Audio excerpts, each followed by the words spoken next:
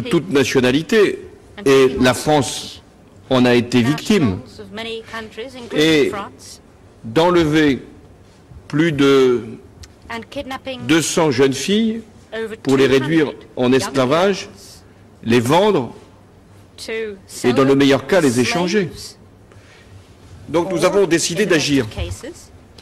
Nous n'avons pas attendu cette réunion pour le faire, puisque dès qu'il y a eu, hélas, la révélation de cet acte odieux de l'enlèvement, nous avons engagé un certain nombre d'actions, de renseignements, d'informations et de surveillance pour retrouver ces jeunes filles. Et c'est encore notre mobilisation. Mais aujourd'hui, nous avons décidé un plan d'action global, régional et de moyen et long terme qui nous amènera régulièrement à revenir sur ce que nous avons décidé aujourd'hui. Coordination du renseignement, échange d'informations, pilotage central de moyens,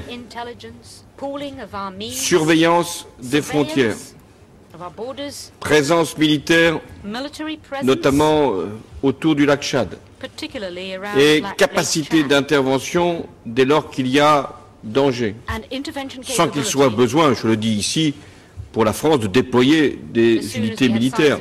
Elles sont présentes dans la région. Et donc de faire en sorte que nous puissions mieux connaître, mieux surveiller, mieux dissuader et surtout intervenir lorsque c'est nécessaire. Voilà le message que nous voulons envoyer. Nous connaissons la menace. Elle est grave. Elle est dangereuse pour la région, pour l'Afrique et donc pour l'Europe. Nous sommes d'ores et déjà déployés par nos systèmes d'information et de renseignement pour retrouver les jeunes filles.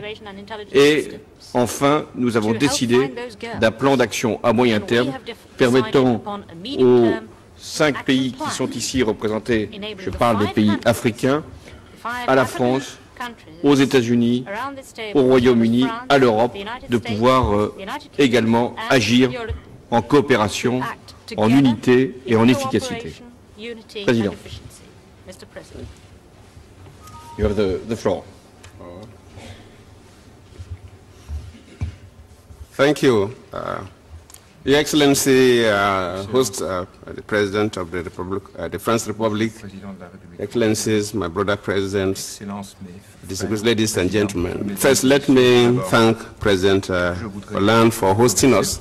We were here in Paris a few months back to discuss security issues affecting Africa, and we're here again today to discuss security issues affecting Africa. And indeed, in February, when Nigeria celebrated our centenary as an independent nation, we hosted an international conference on peace and development in Africa, and he graciously attended that also to discuss about peace and development in Africa. So clearly, President Hollande has shown commitment to changing the face of Africa, to help the development issues and especially ensure peace and security. For today specifically, His Excellency has summarized it all, and I wouldn't want to bore your ears anymore. Our commitment is for a regional approach, because without the countries in West Africa and Central Africa coming together, we will not be able to crush these terrorists. Boko Haram is no longer the local terror group with some religious sentiment that started in Nigeria in 2002 to 2009. In fact, from 2002 to 2004, from 2009 to date, it has changed and is operating clearly as an Al-Qaeda organization. It can better be described as Al-Qaeda in West and Central Africa. It's no longer the Boko Haram that came with the sentiments that Western education is prohibited and that women must not go to school, nobody should attend a formal institution based on Western education. It is no more operating under that guise. But I have to commend my colleagues that we have all collectively agreed that will work together to make sure that we rout out these terrorists. And for the Chibok girls, of course, we've also heard from my host, we are totally committed to ensuring that these girls are found wherever they are and makes sure that they join their families. We'll do all our best. Presently, Nigeria has 20,000 troops in this part of the country, the northern part of the country, the northeastern part of the country, where we have these terrorists. We've been scanning the areas with surveillance aircrafts, and of course also using local intelligence sources. This is being complemented now by France, UK, US, and other countries. So I believe with this cooperation within the sub-region and nationally, we'll be able to find answers to these missing girls. I thank you.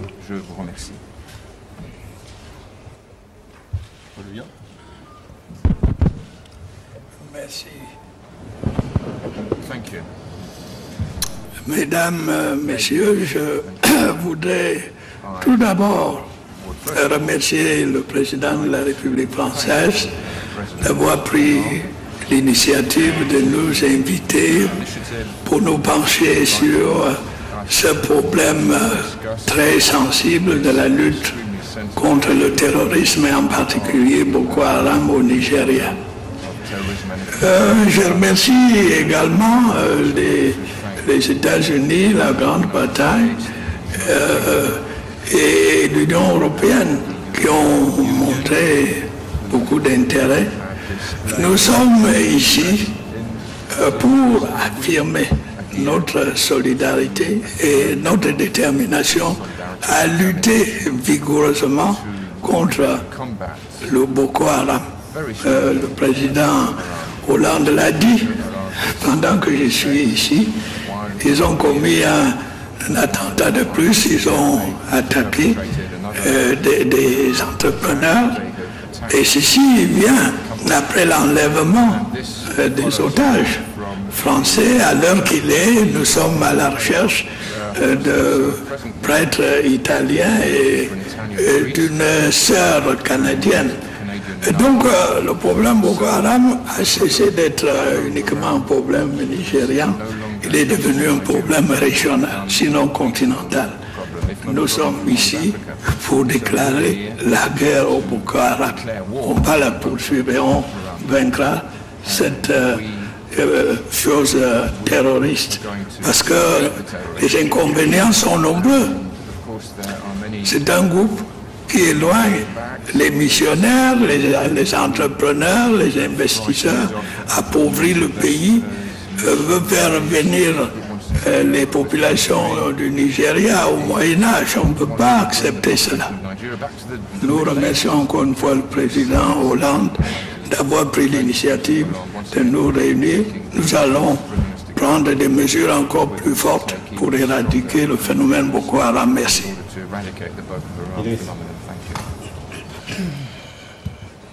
Non, tu n'as pas besoin d'appuyer. D'accord.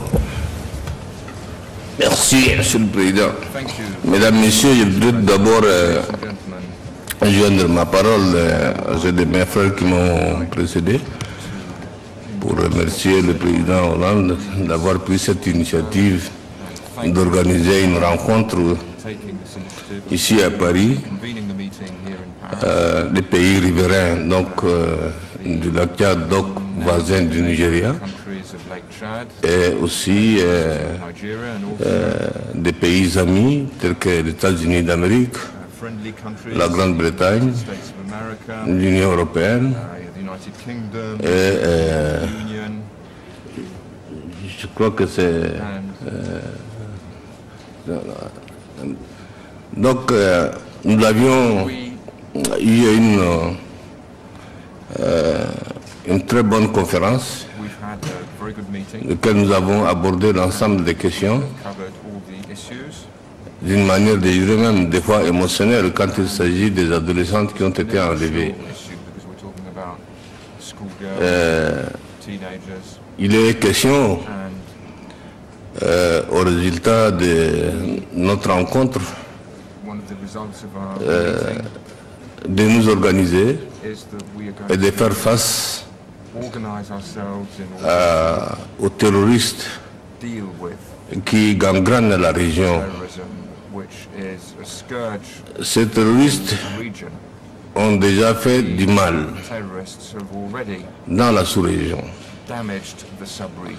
Laisser continuer voudra dire demain l'ensemble de la sous-région, sinon de toute l'Afrique,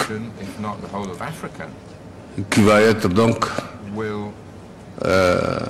mise en désordre et l'obscurantisme prendra le dessus. Nous sommes donc dans les discussions que nous avions eues. Il y a des priorités qui sont arrêtées à court, à moyen, à long terme. L'ensemble de ces priorités vont être mises en œuvre dans une parfaite coordination entre les pays, le Nigeria, les pays riverains du lac Tchad, les pays voisins donc, et les pays amis, en tête de la France, donc les États-Unis, l'Union européenne, la Grande-Bretagne. J'ajouterai que je crois que l'Union africaine, qui a aussi des instruments assez solides de lutte contre le terrorisme, rejoindra donc le groupe. Comme l'a dit le président Biya,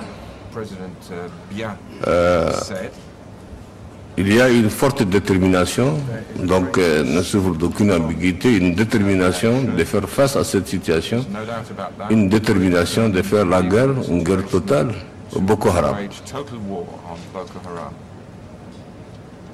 Voilà donc une fois de plus, je voudrais remercier le président Hollande pour avoir organisé cette rencontre, surtout à un moment où le monde entier vit une émotion profonde, une désapprobation profonde de l'enlèvement des filles, en fait, disons, des adolescentes, par des illuminés, dont leur action n'a rien de religieux. Au contraire, leur action va à la rencontre de la religion musulmane. Ils ont piétiné la religion musulmane. Donc c'est un acte condamnable et ce genre d'actions doivent être combattus et nous les combattrons de toutes nos forces.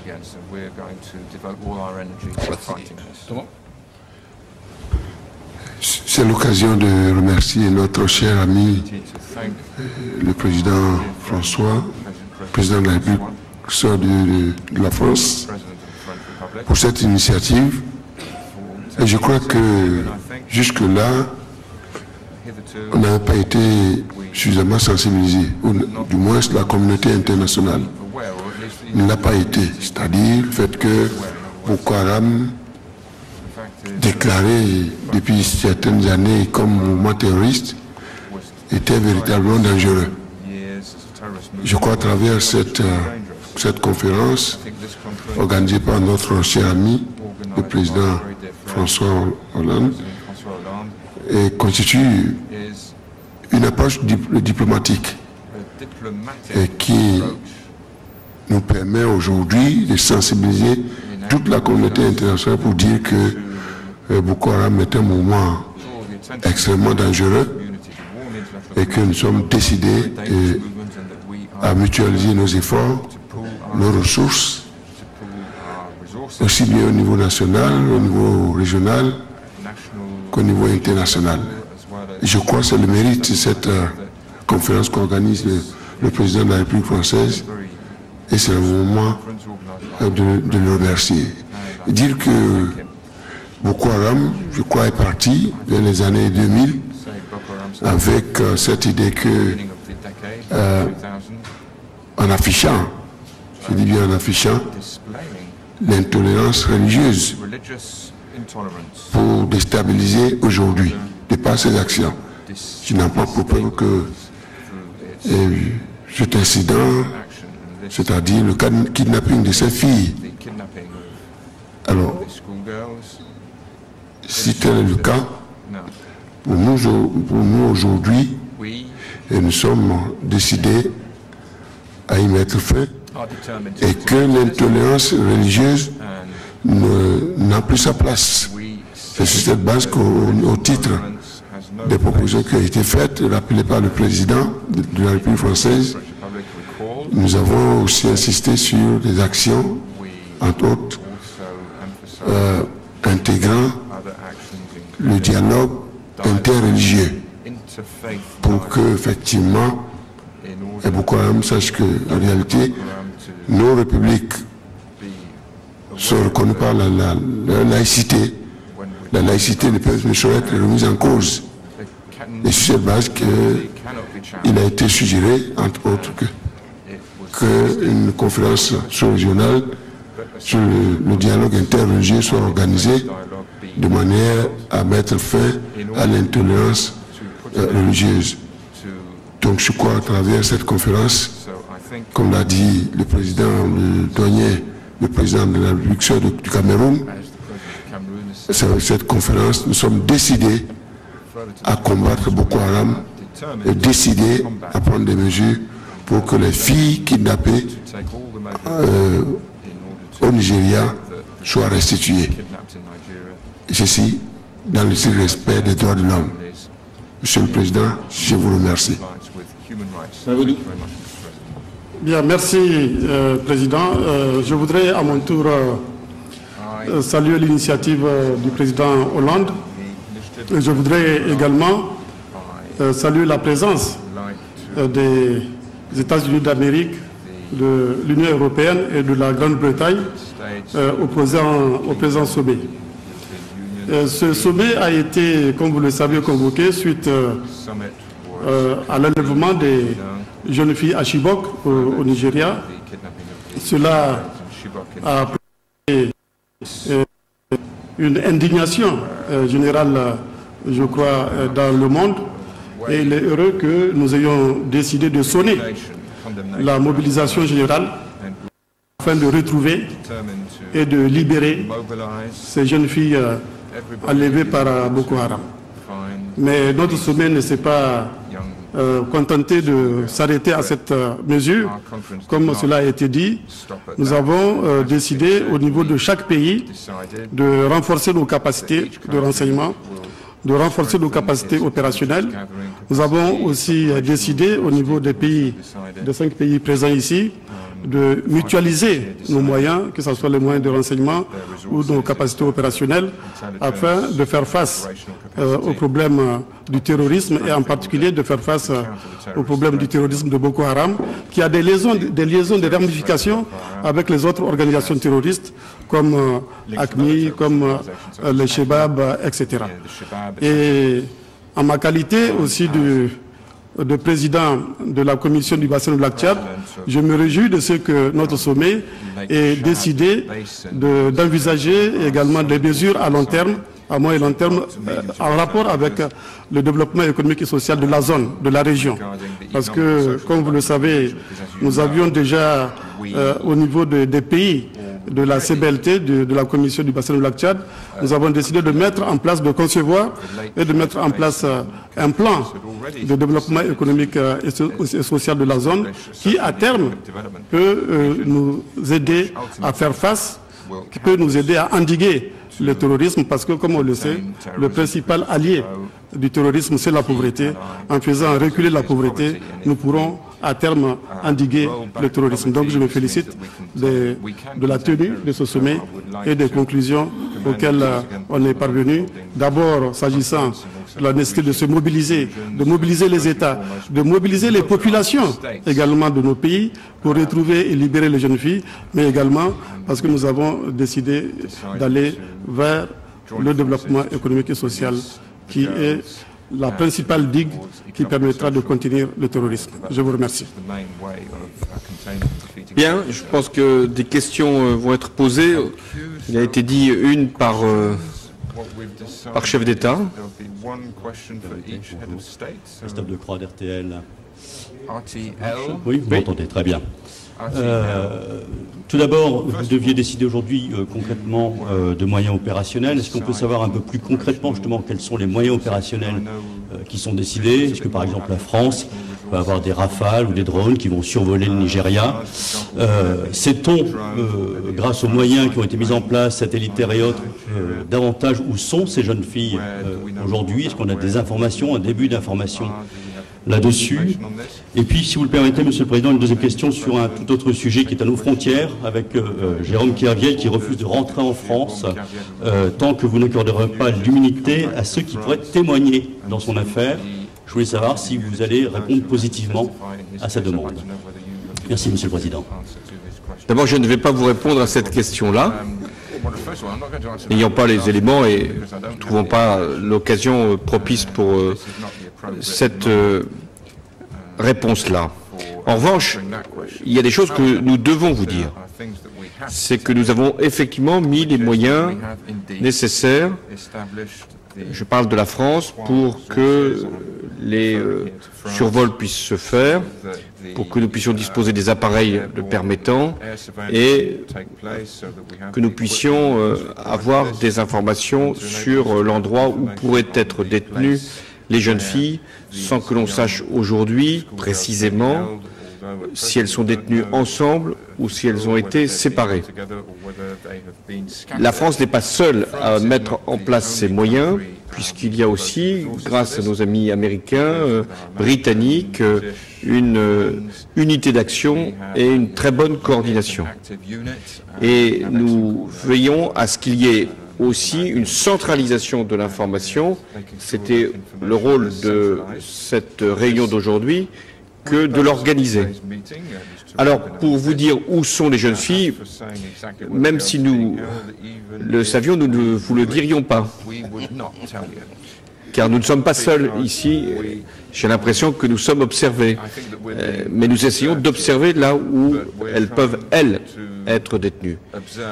Nous avons donc fait en sorte, parallèlement à la réunion des chefs d'État, d'avoir aussi une réunion des services concernés et des états-majors qui pourraient être également mobilisés. Donc, des moyens ont été dégagés, des surveillances vont être opérées, des avions, vous avez cité Rafale, oui, il faut toujours citer Rafale parce que ça peut aussi faire promotion, donc ces avions-là seront effectivement utilisés.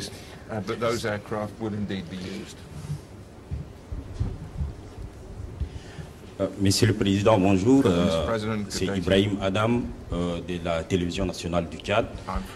J'ai deux questions, si vous permettez. La première question est celle-là.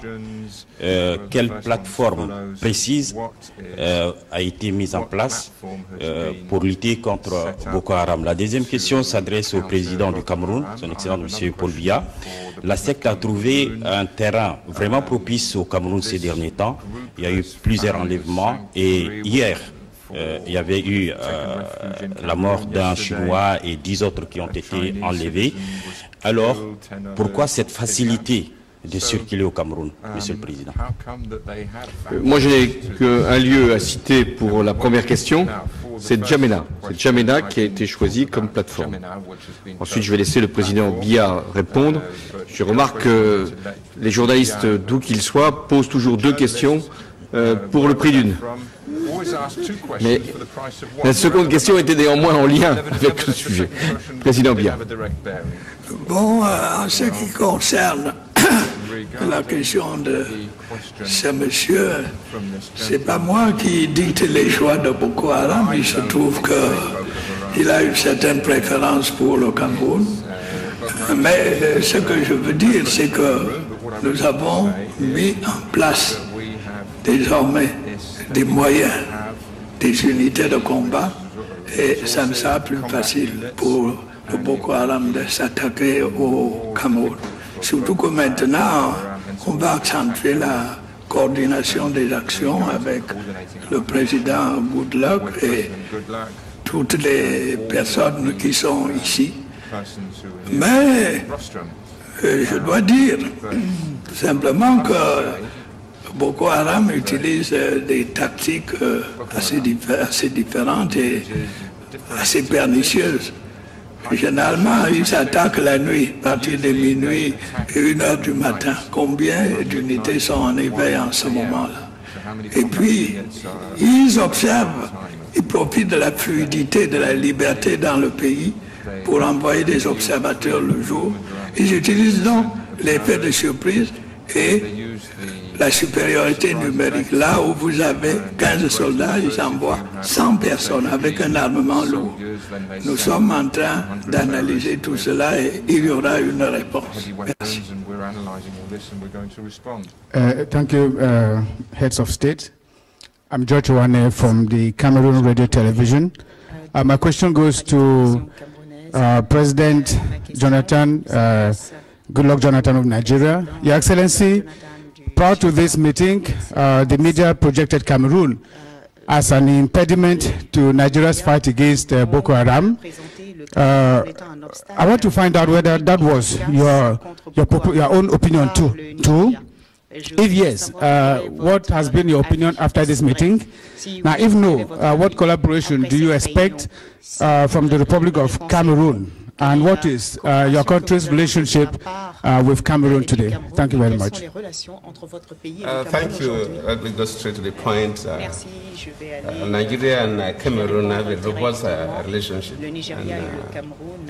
Starting even with the Boko Haram incidents, you know that Cameroon has been intercepting a number of weapons that have been brought in, targeted to, for terror operations in Nigeria. Yes, luckily you're a media person. It's not everything projected by the media is absolutely correct. I agree that maybe the media have that kind of wrong perception, because most of these communities have been devastated by the Boko Haram happens to be Nigerian communities on the Cameroon border. And the Boko Haram have cells, of course, in Cameroon, just like they are in Nigeria. They are in Central African Republic, they are in South Sudan, they are in Niger. So when they cross the border and devastate communities, and of course run back to Cameroon, internationally, Nigerian military cannot move into Cameroon except you take special permission. And of course, during our operation, there is no room for you to take permission to enter. So probably that is giving that kind of misconception that Cameroon is not a state policy, but these you must respect international boundaries, which is a bit inhibiting operations. That's one of the reasons why you see all of us here meeting with the President of France to see how we can work together, have a joint team that will have the leverage to move into any country in case we see terrorists. Thank you. Monsieur le Président de la République du Bénin, votre pays partage des centaines de kilomètres avec le Nigeria. Donc les Béninois se sentent également concernés par la question de Boko Haram. Comment est-ce que votre pays entend vraiment jouer sa partition pour que la stratégie régionale envisagée puisse vraiment prospérer? Merci. J'ai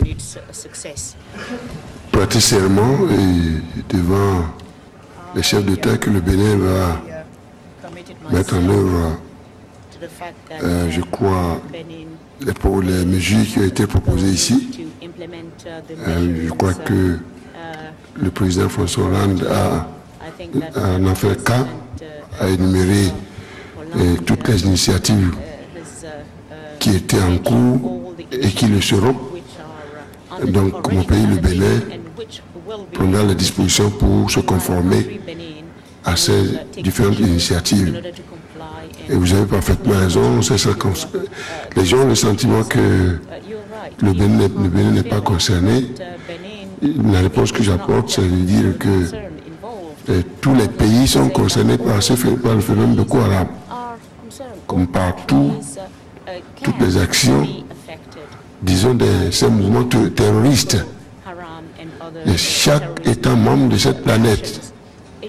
Donc vous comprenez très bien que au-delà des indices, c'est-à-dire le fait que, rappelez-vous, nous avons intercepté par exemple des lots de tenues militaires qui devaient transiter par le port de Cotonou et être convoyés vers le nord du Nigeria à la disposition de ce mouvement djihadiste. Donc, en réalité, le Bénin se sent concerné comme le Kenya, comme n'importe quel pays, je crois, certainement comme la France, comme les États-Unis, etc. Tout État membre, disons, de cette planète. C'est sur cette base-là que nous prenons part à cette réunion. Sur cette base, nous avons rassuré le président François Hollande que le Bénin jouera sa partition, ne sera pas le maillon le plus faible, et nous avons rassuré les uns les autres que nous ferons tout pour que l'action sous-régionale soit absolument, pour que le Bénin puisse se renforcer les initiatives régionales et puisse également contribuer au renforcement des initiatives à l'échelon international, de manière à ce que on en finisse avec le phénomène terroriste, non seulement au Nigeria, mais encore dans toute la sous-région, et ceci pour la prospérité de nos peuples. Je vous remercie. Excellencies, my name is Leon Sigbe from the Nigerian Tribune. My question goes to my president. So how do you address the concern of many Nigerians, and indeed the world, that it's either that the Nigerian military are too afraid to tackle Boko Haram, or they don't even have the capability? Against the background that the money voted for military purposes have not been properly expended. Thank you, sir. Thank you. Of course, the rule was one question per president. I have to answer it because you're from Nigeria, and of course has to do with the military. There is a lot of misconception about issues of Boko Haram, the government and the military and resources. You know that when Boko Haram started bombing, started from Abuja. A military barracks, in fact, a leisure place in a military barracks was first bombed. The second was the United Nations building in Abuja. The police headquarters in Abuja was bombed. So if the security services in Nigeria were incompetent of dealing with Boko Haram, I don't think anybody would have been staying in Abuja now. There were bombings in Niger State, there were bombings in Kano State. So now that, for now that the bombings have been limited, or the excesses have been limited to the fringes of the border between Borno State, Adamawa State, and Yobe State, and the Cameroon border, that means that they've been able to push up the Boko Haram to that level. So the feeling that the Nigerian army have no competence of meeting the Boko Haram is not correct. Globally, all the presidents here can attest to the fact that the Nigerian soldiers have been involved in international peacekeeping, and they've been doing wonderfully well from the 60s to date. In Africa, Nigeria is one of the countries known for peacekeeping. If they are so inept, they wouldn't have been used. So that is not true. The issues of misuse of resources too, well, maybe administrative lapses in some cases, but I think it's been over-exaggerated. I hear such stories, but when you look into it, it's not quite right. Maybe some payments that to be made, delays are made by either banks and so on. People who expecting these funds may not know that these are administrative issues. So it's actually blown out of proportion. But one basic thing is that because Nigeria, we never, after the Civil War, we never, maybe the country was not preparing for another civil war. So in terms of some strategic equipment, especially facing modern criminality, are not there. And I said that the issue of terror and suicide bombing just started in Nigeria in about 2009. So we didn't have the architecture to deal with that. It's now that we are building the capacity. It's a different form of crime, a different form of criminality, and you must have trained people, which we are training people now, acquire relevant equipment that we are acquiring and we are receiving now. And I bet that as we progress, you will see that Nigerian military and intelligence services will cope with it. In fact, they are building capacity and increasing in competencies on a daily basis. So there's a lot of biases. We have challenges, no doubt about that, but definitely we'll overcome it. Thank you. Par rapport à cette question, nous avons fait deux constats aujourd'hui. Tous les chefs d'État qui étaient réunis ainsi que les pays qui étaient représentés. Le premier constat, c'est la férocité de cette secte terroriste qui s'attaque aux enfants, aux femmes, aux populations civiles en utilisant des moyens barbares. Nous le savions largement, mais nous en avons eu la confirmation. Et puis le deuxième constat, qui est plus grave dans ses éventuelles conséquences, c'est que ce groupe est armé avec des moyens lourds, avec des sophistications qui n'étaient pas forcément imaginables, et avec une capacité pour les utiliser, avec une formation qui a dû être dispensée pendant toute une période où le Nord Mali était sous occupation terroriste, et avec des moyens financiers. Avec plusieurs questions qui ont été posées notamment par le président Déby. D'où viennent ces armes? D'où viennent ces financements? Et là-dessus, nous avons cherché les réponses. Les armes, pour beaucoup, elles viennent de Libye. Ce n'est pas la première fois que nous en faisons l'observation. On avait eu, hélas, la révélation pendant la guerre au Mali. L'argent, là, nous devons encore travailler. Et c'est la raison pour laquelle nous avons besoin de toute la coopération internationale pour voir comment peuvent être alimentés les groupes terroristes. Dernière question. Nicole Sarr, journaliste à la télévision UBiz News, une chaîne de télévision panafricaine. Et ma question s'adresse à M. Goodluck Jonathan.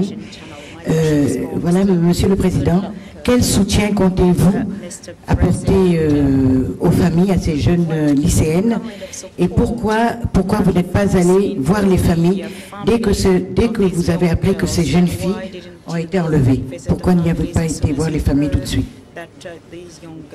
Monsieur le Président.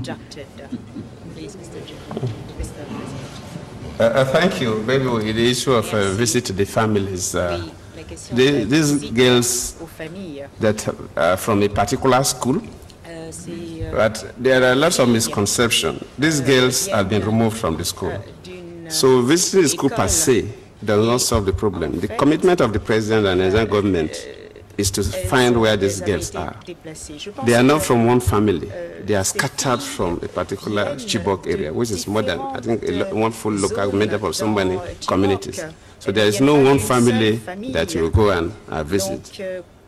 So the emphasis is not, say, you are going to the school. Yes, a part of the school has been destroyed. The commitment of the federal government, the school is owned a state government school, but the commitment of the federal government is to rebuild that school, build with good walls to protect it and provide facilities, since it's predominantly a school that takes care of girls' education, so that the girls will be protected.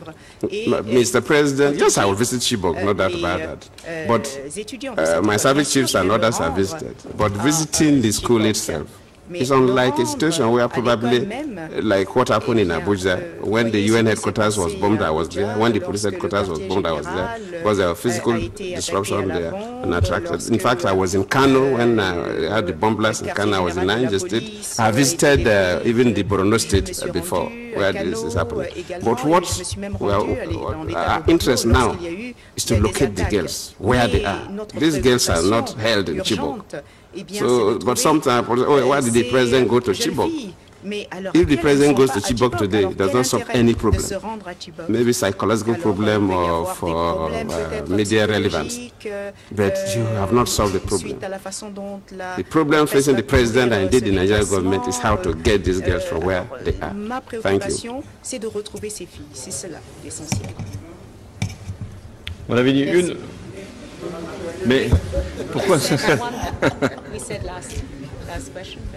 Aujourd'hui, et le président François Hollande l'a reconnu avec ses hôtes, d'ailleurs à juste titre, la menace Boko Haram a dépassé le cadre régional pour devenir une affaire de toute l'Afrique et partant même de l'Occident avec tous les otages qui sont détenus. Mais on se rend compte, et c'est déplorable, que le Cameroun et le Nigeria, qui sont devenus le vrai terreau de cette menace, ne mettent pas en concordance leurs actions pour combattre Boko Haram. Est-ce qu'il y a un problème particulier? Je souhaiterais que le président Paul Biya et le président Goodluck Jonathan nous éclairent là-dessus. Je pense que le sommet a dû vous éclairer, parce que sinon ils ne seraient pas ensemble pour mener cette lutte avec le plan que nous avons établi. Et s'il y avait justement un message à retenir, c'est l'unité des chefs d'État de la région pour agir et pour aussi envoyer une alerte à l'Afrique et au monde. C'est qu'ils ne sont pas les seuls concernés. Ils doivent être les plus impliqués dans cette lutte, puisqu'ils sont les premiers frappés, mais nous devons aussi leur apporter le soutien. Et ce qui était, je crois, le sens de cette réunion, de ce sommet, qui, je le rappelle, est parti d'une initiative du président Goodluck, c'était de faire la démonstration que non seulement nous pouvions parler, ce qui est quand même le plus simple, mais nous pouvions agir.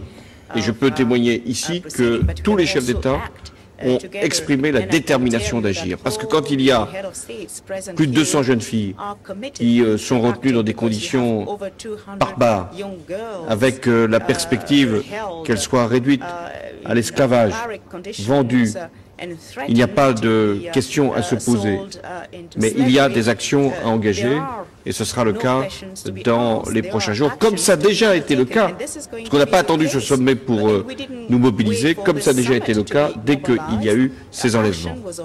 Nous devons réussir.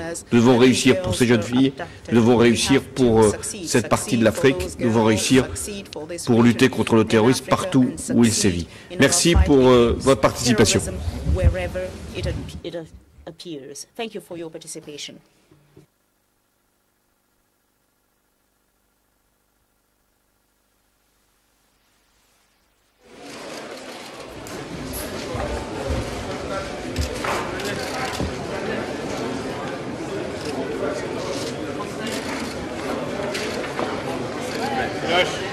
J'appelle.